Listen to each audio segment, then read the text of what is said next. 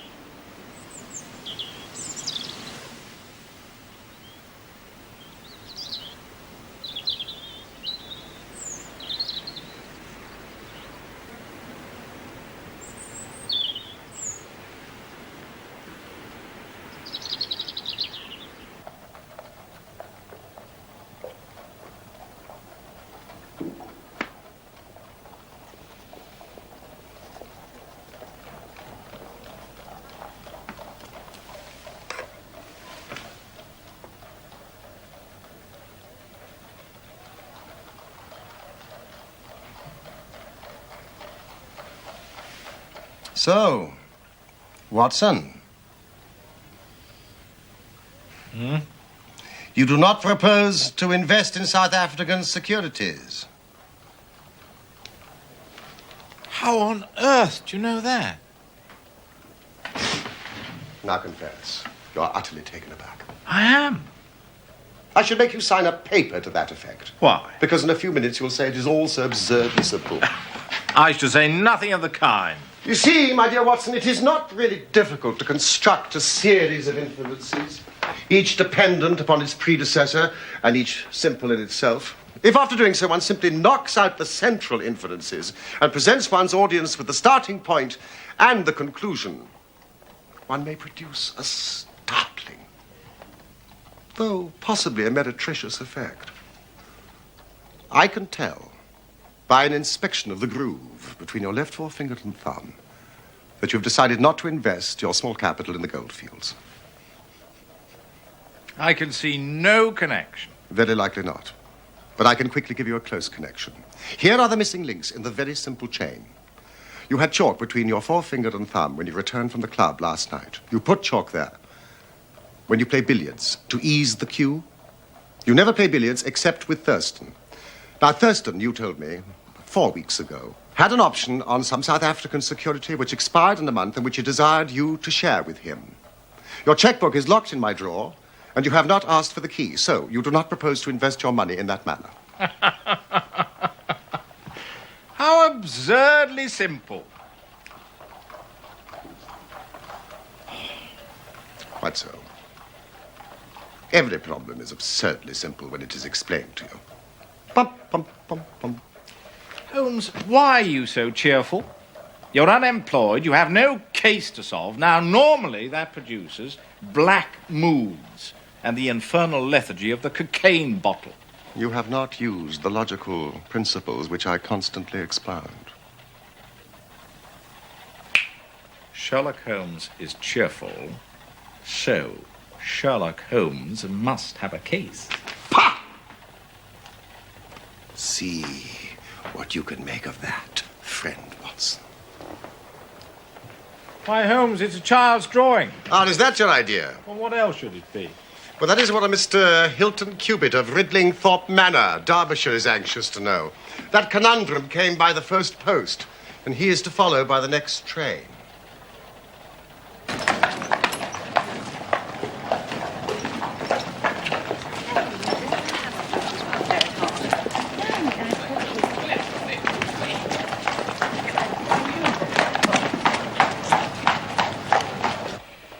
Hilton Cubitt. No, I have already looked him up, Watson. His family has owned land in Derbyshire for over 500 years, so I presume that Mr. Cubitt is as respectable as he is worthy. With a fresh face, an open countenance, and wearing a brown bowler hat. Oh, no, you cannot possibly know that. Really, Holmes?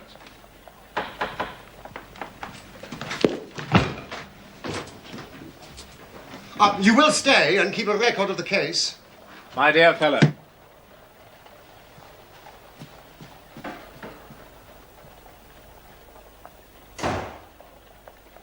Thank you, Mrs. Hudson. This way, Mr. Cubitt. Mr. Sherlock Holmes. Hilton Cubitt. And this is my friend and colleague, Dr. Watson. Dr. Watson, sir. How do you do? Do sit down, Mr. Cubitt. Thank you. So, what do you make of it, gentlemen? This thing. Have you had time to study it? Absurd little figures dancing in a line is a childish prank. Why do you attach importance to something so trivial? I don't, Mr. Holmes. I never should. No, it's my wife, you see. She... Go on, Mr. Cubitt. You're with friends. It's frightened her almost to death. She says nothing, tries to appear normal, but I've never seen anyone so upset. In white chalk on a garden seat. It is a precise copy. It's as exact as I could make it. I did think it might be the stable boy, but the lad denied it. If there's any danger threatening my wife, Mr. Holmes, I'd spend my last penny to protect her. Do sit down, Mr. Cubitt. You smoke, Mr. Cubitt? Yes. No, I won't, thank you.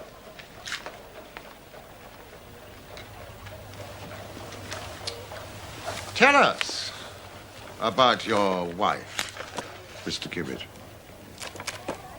Well, I've always lived in Derbyshire, Ridlingthorpe Manor near Matlock.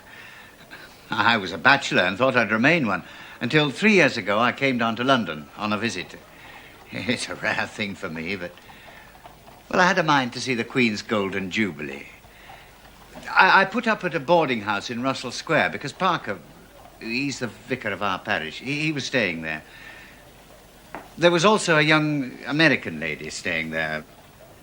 Patrick was her name, Elsie Patrick. Well, we were both alone and we became friends. Did the sights and that.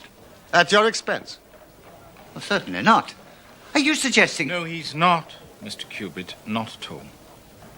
Was this Miss Elsie Patrick in London merely for the Jubilee? No. She'd been here some time. She'd tired of America, travelled about, and finally settled in England.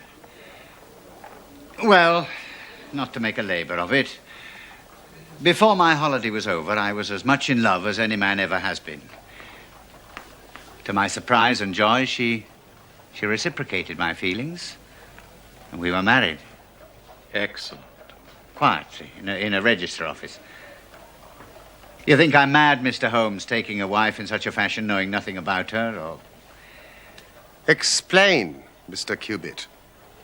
And come to the point. Yes. In fact, it was on the very day of our marriage. Nothing could have made me unhappy. Nothing on that day. But now I look back, it was odd. Elsie? There's something I have to say to you, Hilton. We don't want to be late, my dear. I've put it off till now, but I must still give you the chance to change your mind. Elsie. What in the world? Let me finish. And what I say, I do mean. I love you dearly. But you know nothing of my life before we met.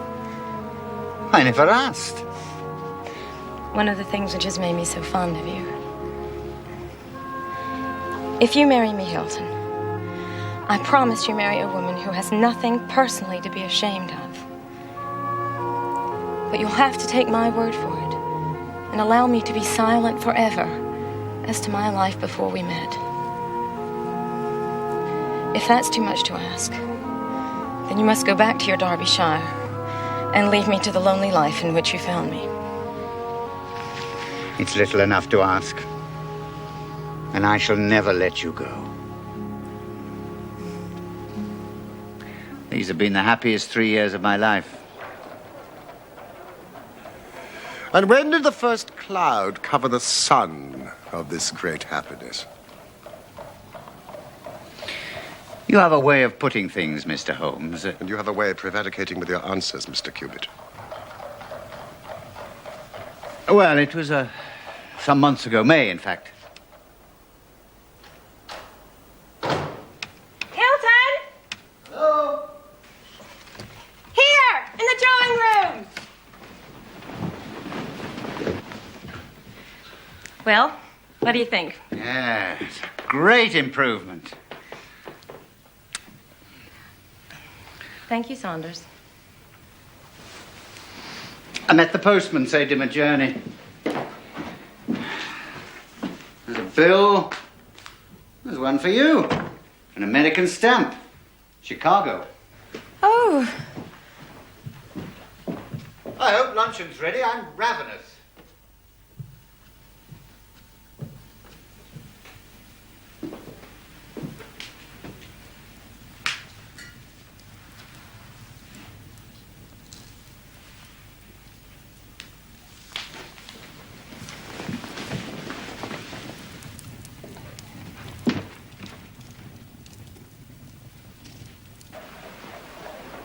She burned the letter unopened.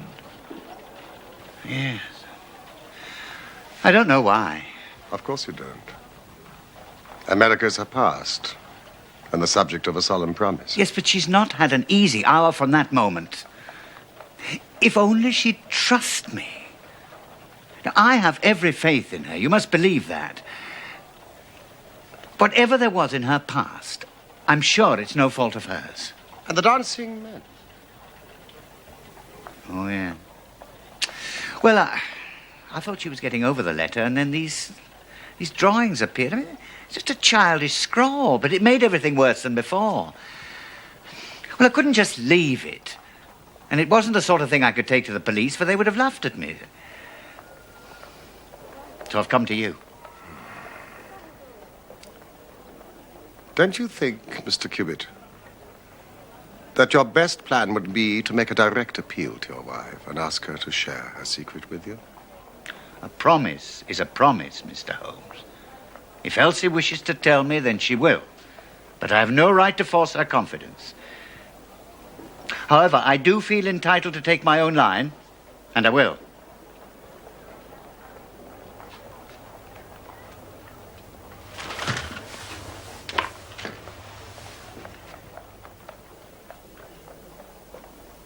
Then I will help you with all my heart.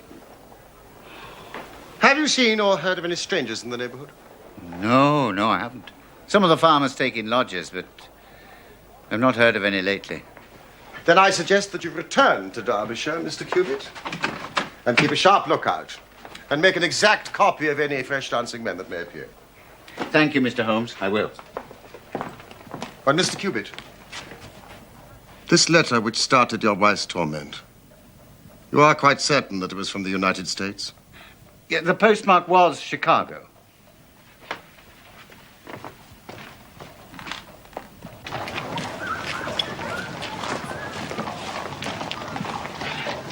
Goodbye. And don't worry.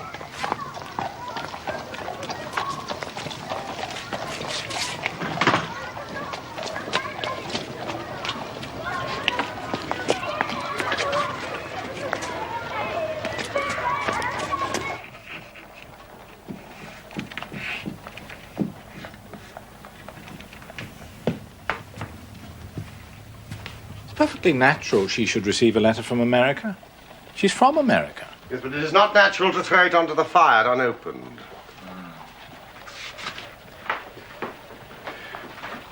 It's beginning to look like semaphore. You have read my monograph on secret ciphers. Some of it. I found it rather heavy going. It evidently has a meaning. If it is purely arbitrary, it may be impossible to solve. However, if it is systematic, we should be able to get to the bottom of it. But we need more messages, and preferably long ones. Well, I doubt if Hilton Cubitt would agree with that.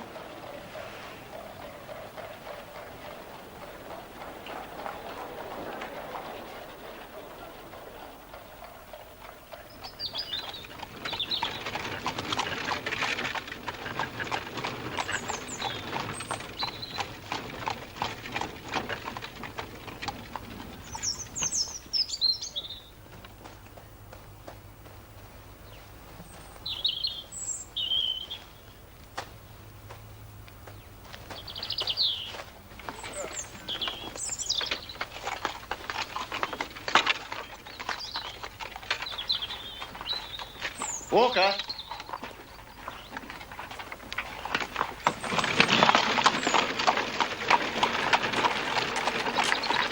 You know anything about this?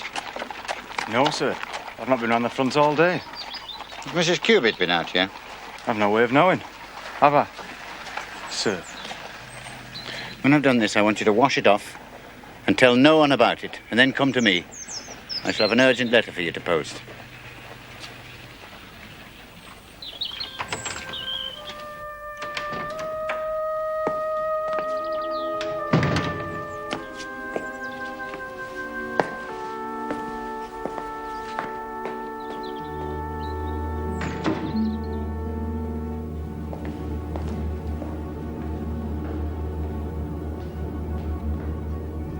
Elsie?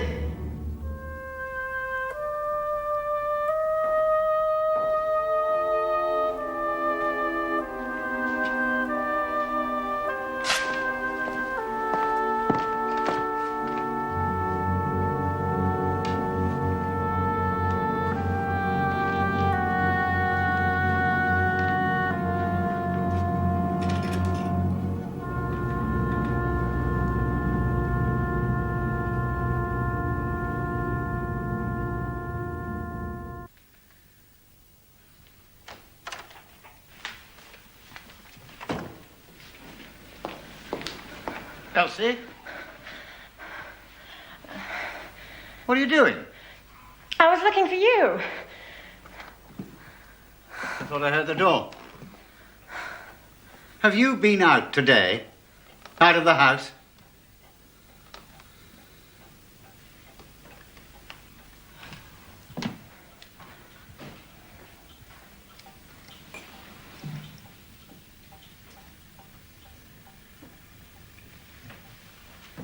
Hilton, come to bed. Everything will look better in the morning. Will the drawings look better? Will the dancing men look better? Why do they fuss you so? Fuss me! They're just a joke, a bit of mischief.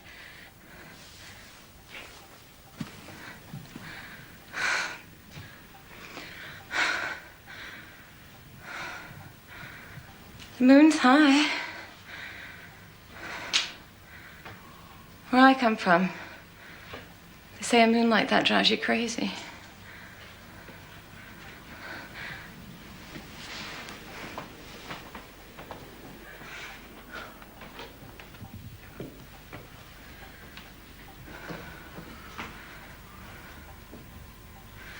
Why don't we travel, Hilton? Why don't we go away?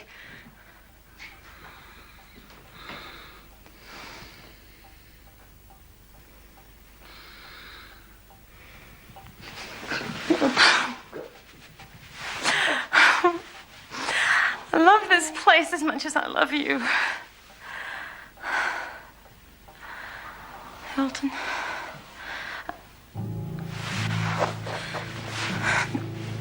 What did you see? Nothing. Nothing at all. Please, dearest. Hilton, I beg you. There's somebody outside. Hilton! Hilton, wait! You'll come to harm. Or are you afraid he will come to harm?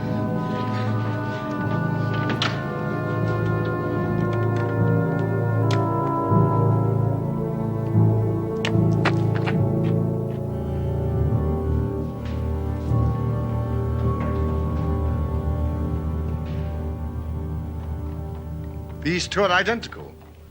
Oh, yes. Well, I had that one washed off. Then it must have reappeared.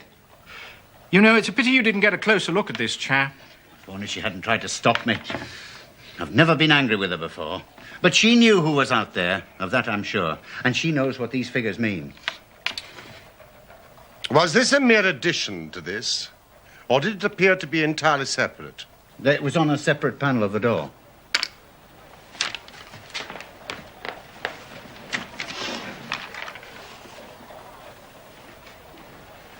Well, I know what I'm going to do. I shall go home. I shall put half a dozen of my lads in the shrubberies. If this fella calls again, give him such a thrashing, he'll leave us alone in the future. Well, that would be one way. Mr. Cubitt, This case is too deep for such a simple remedy. I must go now if I'm to catch my train. I'd not leave Elsie alone at night for all Elsie. the way. Quite right. Good day, Mr. Cubitt. We will join you in a couple of days, and be patient. Goodbye, Dr. Watson. I'll find my own way. Bye. Weren't exactly sympathetic. He doesn't come to me for sympathy.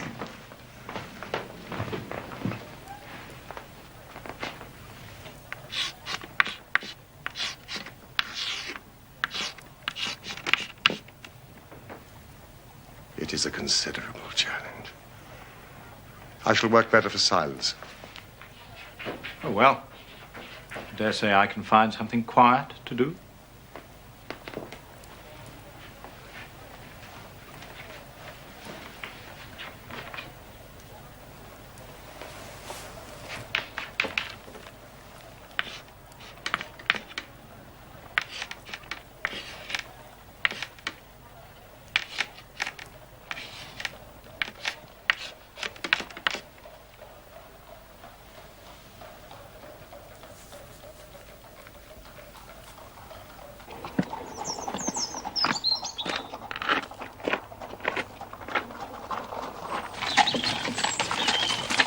Whoa. Sir, Where did you find this? down by the garden bench. Will that mean you'd be wanting me to take another letter for London, sir? Well, I'll have to get to move on if I'm going to catch the last pause. Walker, just do what you're told.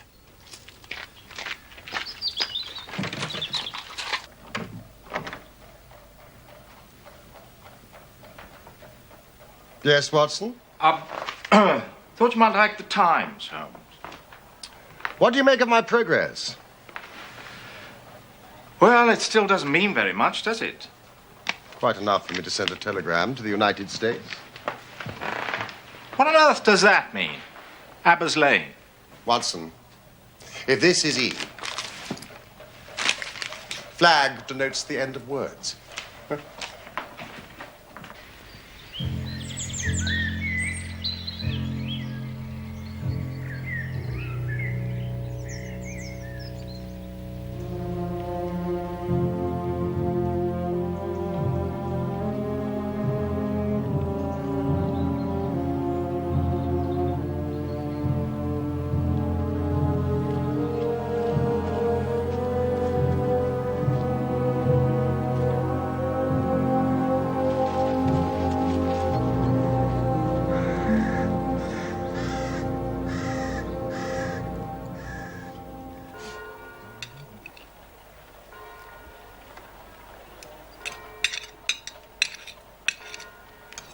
Oh.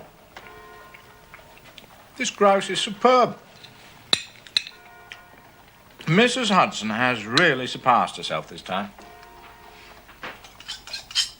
What time is the last train to Matlock? I'm afraid we've missed it. Holmes, I do wish you would try and eat a bite. I just need an answer to my telegram from America, and the story is complete.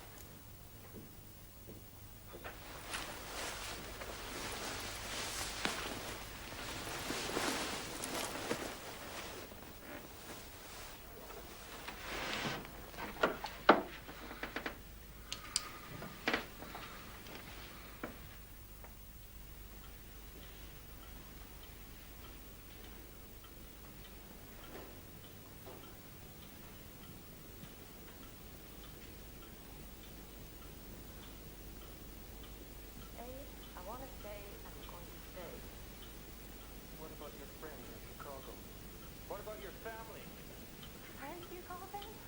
Killers, robbers, extortionists, some family. But you and I were engaged. I'm sorry, Abe. My father forced me into it. How could I be happy with you and not love you?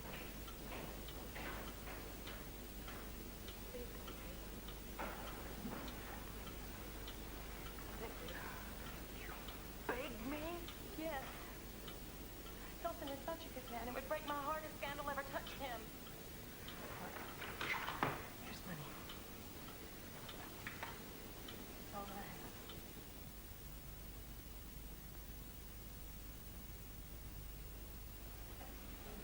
Go.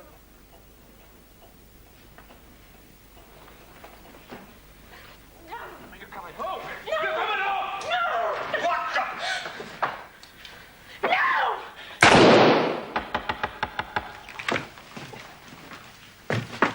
Watson! What the devil's going on? An answer to your telegram? No, it's another letter from Hilton Cubitt.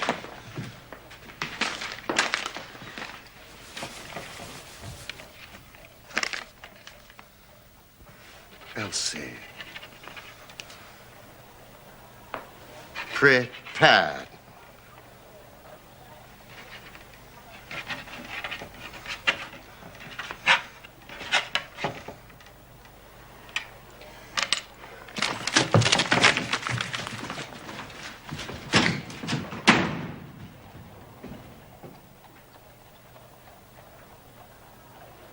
Mr. Holmes, sir. Thank you. Mr. Wilson Hargreave of the Chicago Police Bureau. In reply to your inquiry, Abe Slaney is one of the most dangerous men in Chicago. Some pancreas. Come along, mate. Come along. There's a cab. Ridley Thorpe Manor, gentlemen. As fast as you can. How do you know? Expect you're the surgeon from London, sir. I beg your pardon. What makes you... She's not dead yet, sir. You may be able to save her. But she's for the gallows.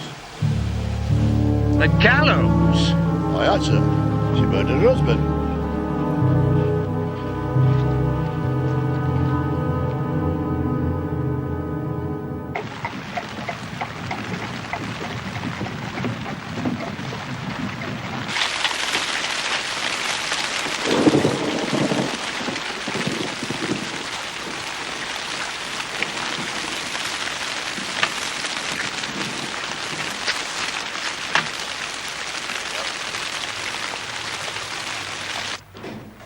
Inspector of Police and Doctor of Medicine, I perceive.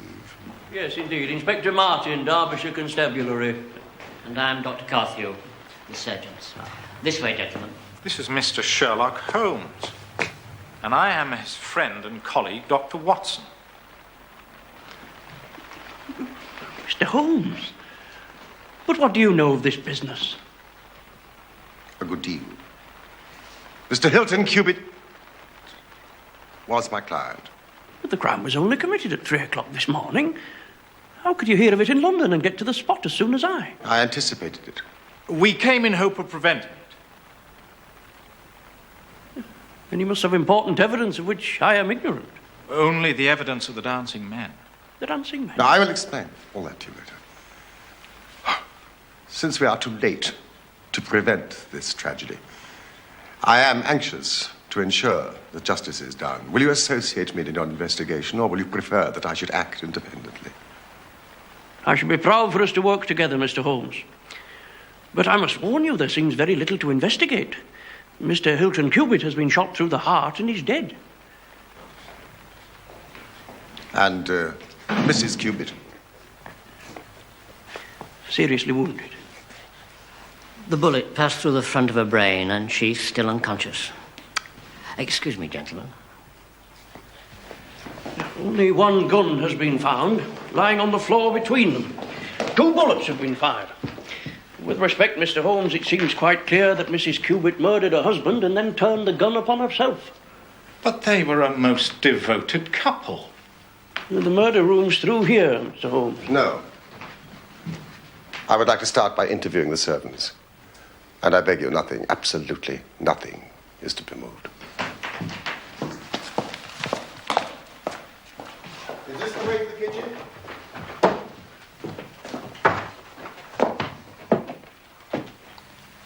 I should think it must have happened about 3 o'clock in the morning, sir. Where are your rooms? Up top, sir. The attics. I was awoke by this terrible bang. An explosion is the only word.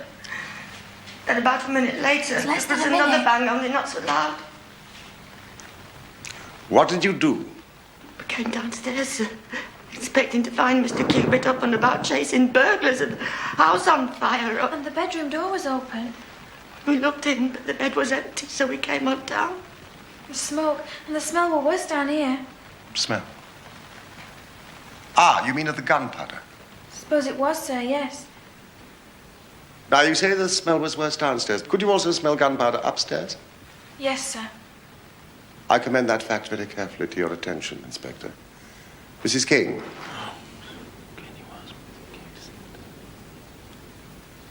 Would you like to sit down, Mrs. King? Now, was the library door open when you reached it? Open, yes, sir. We could see the candle alight on the table, and so we came in. And then... Oh, dear. As terrible a thing as ever I saw or ever feared to see. She was terribly wounded, sir. She was moaning and groaning. And she sort of collapsed on the floor, and she hasn't said anything since. Saunders. We moved her up to her bedroom, sir, and sent Fred Walker for the doctor and the police. And there was no sign of a break-in? Or of an intruder? No, sir. And all the doors and windows was locked, as we had left them when we went to bed. Inspector. Oh, yes, sir. I checked that very thoroughly. Apart from poor Mrs. Cubit, nothing else has been moved. No, sir. No, we've touched nothing, Mr. Holmes. Thank you, then. I think we can proceed.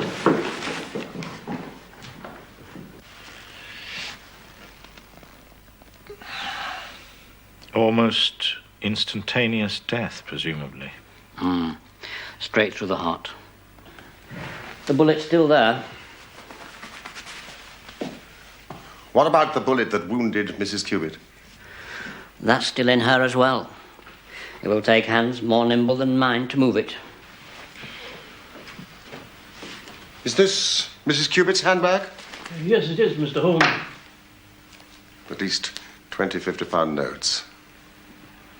A bribe that failed. So, 2 bullets fired, 2 wounds inflicted, as you said. Yes, Doctor. Then how do you account for the bullet that has so obviously struck the window frame? By George, however did you see that? Because, Dr. Carthew, I looked for it. Wonderful. Why, the bullet's still there. So a third shot must have been fired. Which means that a third person must have been present. Exactly. When you came into this room last night, you say that the door was ajar. Was not that window also open? I don't know, sir. I think... No, sir. It was shut. Saunders, will you and Cook wait in the library? And you, Walker.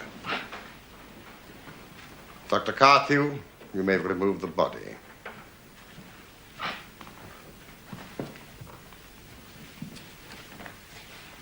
Now,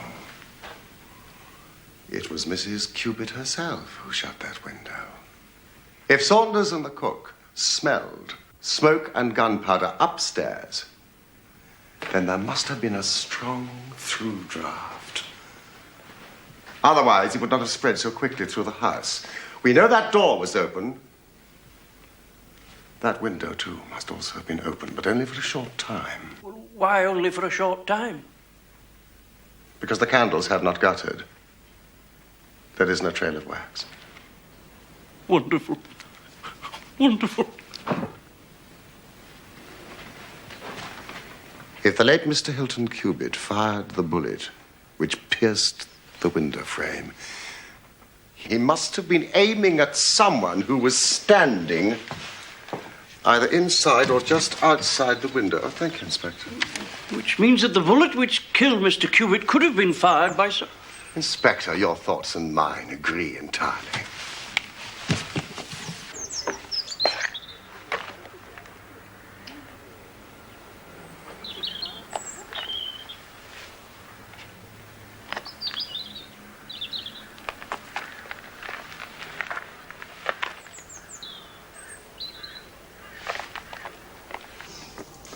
This is the cartridge case of the bullet which killed Mr. Hilton Cubitt.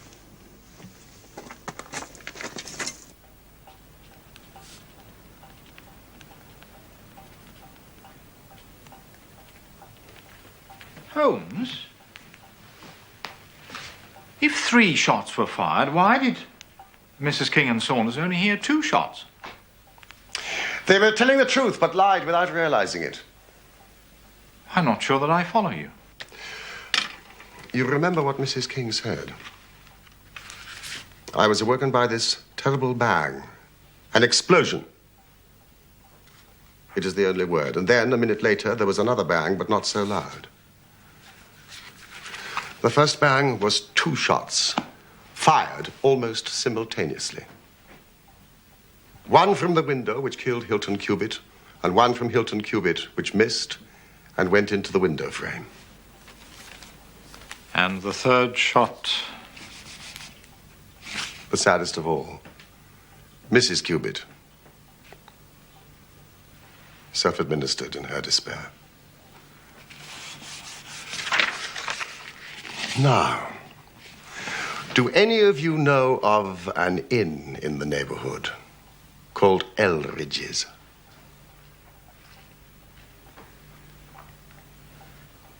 There's a farmer of that name.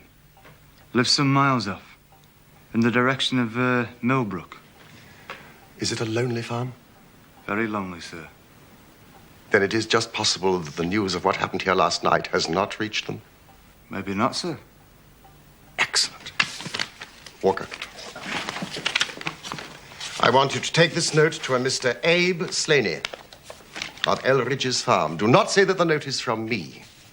And make no mention of what happened here last night. Now, you understand? Yes, sir. Thank you, Walker.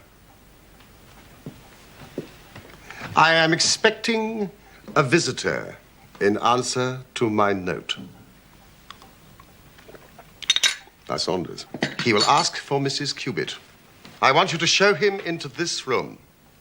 I want this house to look quite normal, and you must not give anything away of what has happened. Very good, sir. Now, I suggest you return to your duties. And Dr. Carthew, I suggest you return to your patient. Oh, Mrs. King. Your mistress is quite innocent.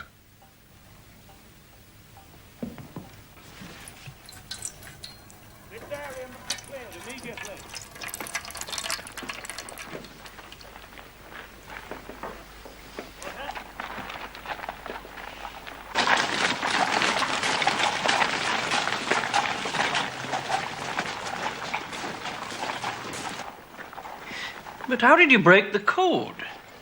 Well, you see, the rules which guide us in deciphering all secret writing depend on the fact that E is the most common letter in the English language.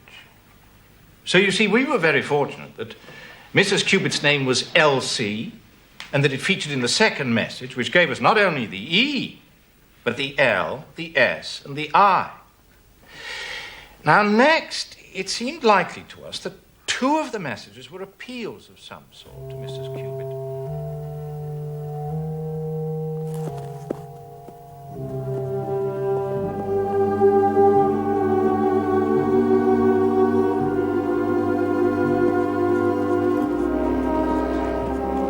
By adding the T and the G, the message reads, "At Eldridge's, come Elsie."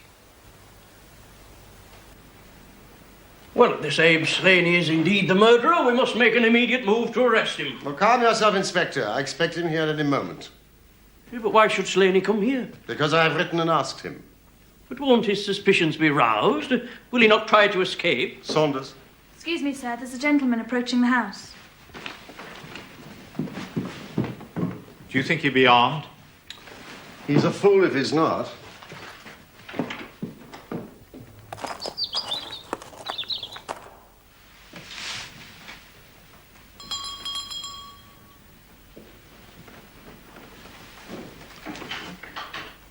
Good day, sir.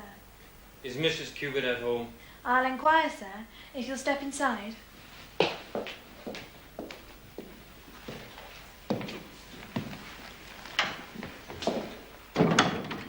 What name shall I say?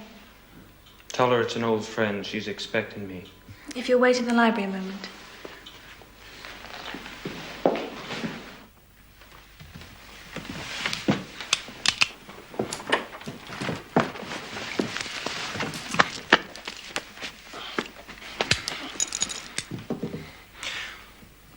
Well, gentlemen, it looks like you've got the drop on me, but what the hell is going on? Abe Slaney, I believe. What if I am, and who are you anyway? My name would mean nothing to you, though I suspect that of Wilson Hargreave of the Chicago Police Department will. I see that it does. Mr. Slaney, you should know that Mrs. Elsie Cubitt is very seriously ill. I don't believe you. This is some cheap trick. Mrs. Elsie Cubitt wrote me a note just an hour ago. A note that only I can understand. What one man can invent, another can discover. I'm here, Abe Slaney, at Eldridge's. Come, Elsie. And your last note to her, Elsie, prepare to meet thy God. And this? You wrote that note? But you were lying about Elsie. Slaney, when you shot and killed Hilton Cubitt, Elsie Cubitt, in her despair, attempted to kill herself and is now at death's door. No. No! I gotta see her! I gotta see her! I love her, for God's sake! Elsie! I love you, Elsie! Elsie! Elsie! I believe that she fled from America to avoid you. Because you followed her and made her life a misery, she now lies under grave suspicion of murdering the husband she loved. The least you can do is to clear her of that. I guess the very best case I can make for myself now is to tell you the absolute naked truth. It is my duty to warn you that it will be used against you. I guess you probably know that Elsie's father's the most powerful man in Chicago. One of the most powerful criminal men in Chicago. It was he who invented the dancing men. We used it as a code in the old days. I've known Elsie since she was a child. She was promised to me. I may have threatened her, but I wouldn't have touched a hair on her pretty head. But you're right. She hated the whole Chicago business. That's why she ran away to Europe. It was only after her marriage to this Englishman that I was able to find out where she was. I wrote to her, but I got no answer. She burned your letter. She was happy in her new life in Derbyshire. I came here to England to take her home. I sent her notes. I did everything I could to coax Elsie away. Then my temper got the better of me and I began to threaten her. But yesterday, she sent me a letter. She said she would come down when her husband was asleep and speak to me through the end window. If I would go away afterwards and leave her in peace. Can I make you see?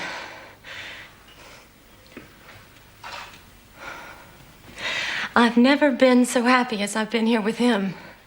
I love him. Abe, I want to stay, and I'm going to stay. But what about your friends in Chicago? What about your family? Friends, do you call them? Killers, robbers, extortionists? Some family. But you and I were engaged. I'm sorry, Abe. My father forced me into it. How can I be happy with you in that life? Please go away. Please. I beg you. Beg me? Yes. Hilton is such a good man. It would break my heart if scandal ever touched him. Look, here's money. It's all that I have. Now, please go away.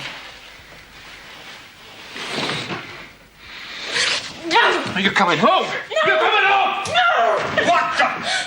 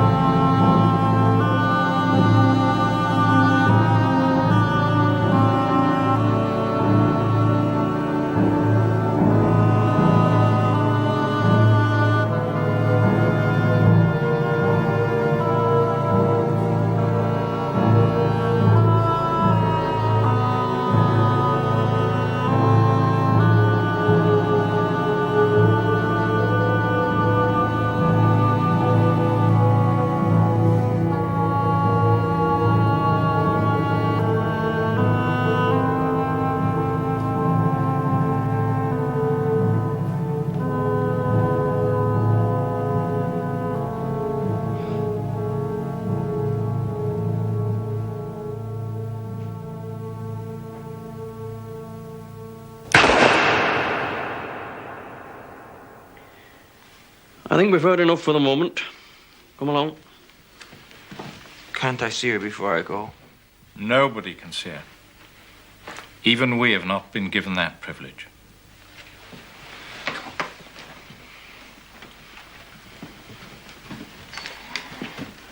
Mr. Holmes, I hope that if ever again I have an important case, I shall have the good fortune to have you by my side. Good afternoon, and thank you.